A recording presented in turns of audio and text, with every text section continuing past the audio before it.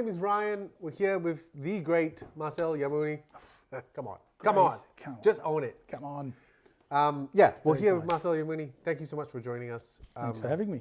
We've done a few videos today where we're talking about the 64 Strats and clones, and I thought you're an amazing guitar player, drummer, bass player, producer.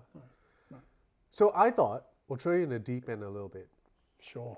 And this is more of a tips, a kind of playing thing for the viewers.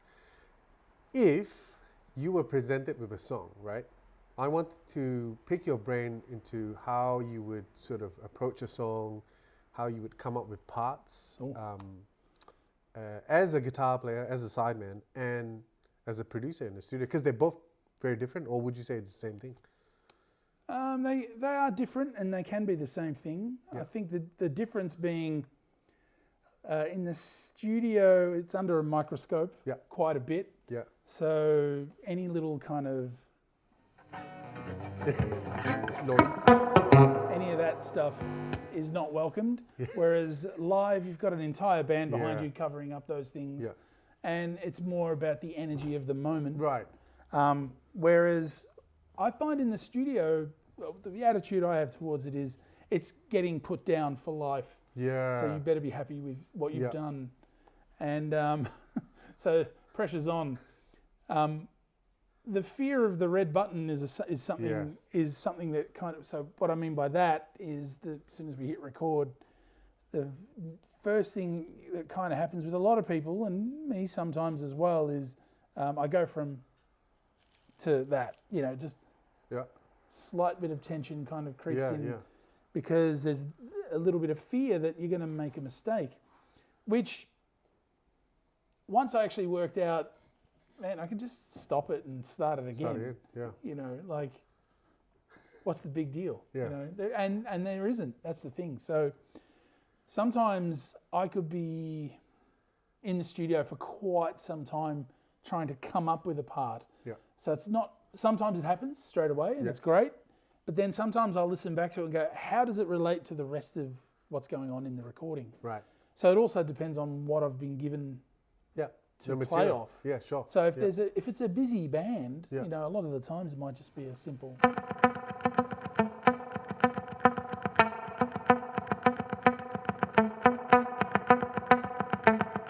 Like a Michael Jackson chicken picking sound. It's a new thing. No. Like a simple part. So sometimes I'll actually start with the small parts first and maybe put a bunch of them in, find out where they're going to sit in the mix. So because I produce as well, like the onus is on me to make the decision. Yeah. So you got to sort of split yourself in half. Sure. Like you can't be a guitar player. I just want to shred.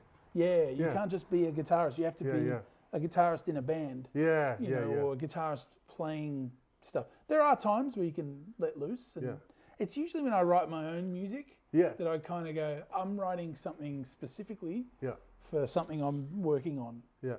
Whether it's a pattern or a lick or a riff and then I'll develop it from there. Yeah. So that's why I tend to write a lot of instrumental music for that reason. But when I'm working on other people's music, because that's my bread and butter, is other people coming in, me playing on their stuff, I got to listen to it's always about listening. So it's always about listening to what's actually happening in the track. Sometimes it's not a lot's needed. Sometimes a lot's needed. Yeah. It needs, so for example, not that I'm a great reggae player, but in reggae music, if you don't have what we call the skank or the whatever you call that, the 1, 2, 3,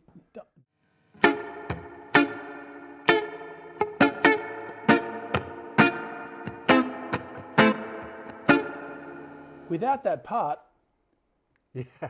like someone has to do it. Yeah. So if the keyboard player's doing it, usually the Hammond organ can do that.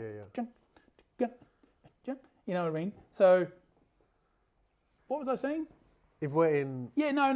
If I had the freedom and there was no other skank part there, such a terrible thing to say if you're skank part. But yeah, if it's not there.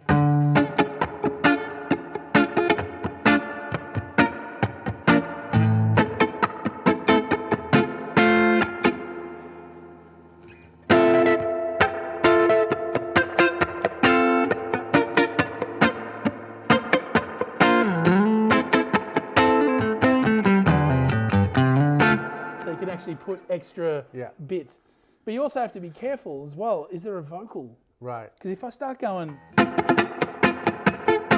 hey, too much, you know what I mean? So it might be required that we start really simple to begin with, and maybe the second time around we might add an extra couple of variants. Yeah.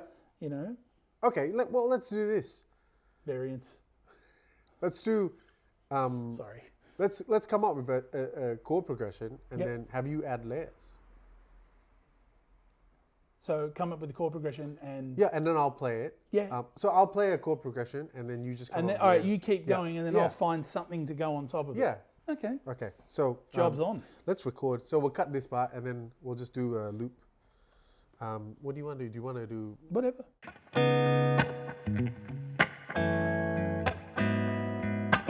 So automatically what I'm hearing is there's quite a lot going on because Ryan's playing the rhythm as well as the bass line and the chords. So that's kind of like almost a solo part, if you will. So you could add a bass that would probably play along with that. What would I do? That's a good question. Maybe I'd find a different voicing.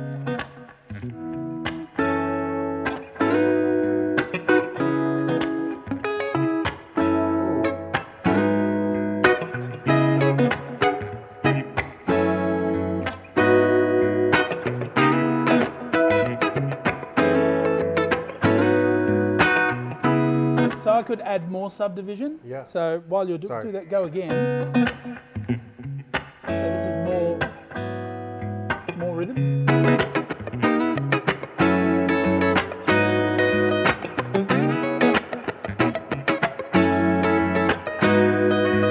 Now, if that was the chorus, playing a lot more seems like the reasonable thing to do because it's a bigger part. Yeah. But we go back to the verse.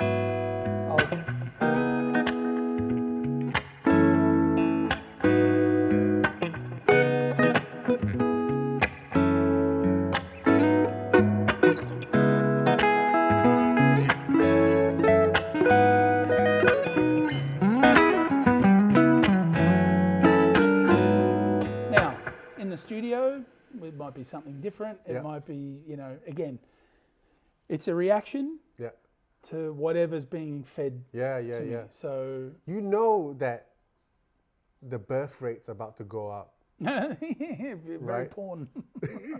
Right now, all these guys are just going. I'm gonna click off for a little bit and come back. Tab to another. So, by the way, we do website. bar mitzvahs, but that's the only song that we can play. That's it. Yeah, sexy bar mitzvahs. Sexy bar mitzvahs. Ah, dude, that's great. Yeah. Okay, so if it wasn't as busy, right? So say same chord progression, but.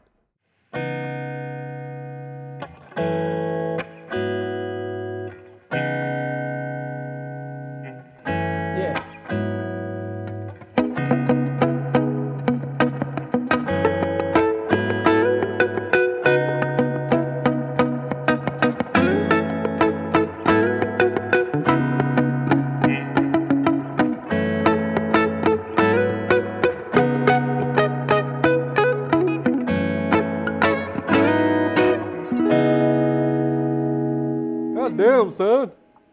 I mean, we could, that live, that could take a lot more time to build up to so much rhythm. Yeah.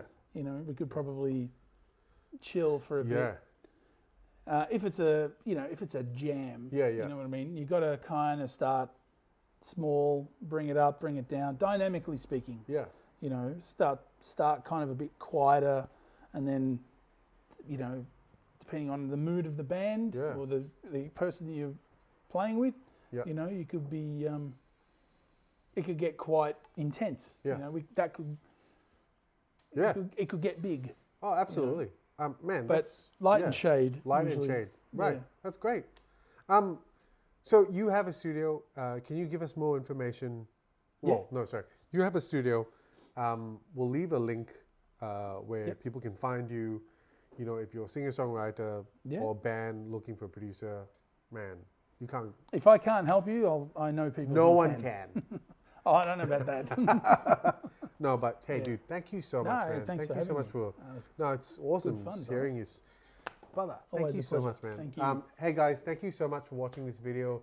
I've been Ryan. We're here with Marcel. We'll leave, like I said, we'll leave a link so you guys can check him out. And have you got? You've got an album coming out. I'm always working on something. Yeah. There's music out there. I've already got an album out, and I've got some stuff that I did over lockdown. That's on my Bandcamp page. So if you go to Bandcamp and type in my name, or again, we'll probably leave a link. There's stuff there that you can have a look.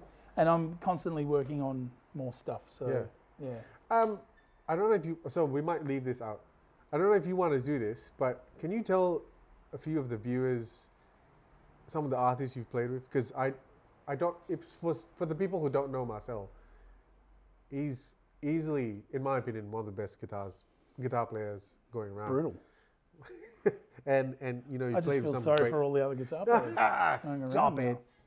Well, no, you played with some. Look, I mean, over the years, I mean, I had quite a large stint, probably 20 years ago. Yeah.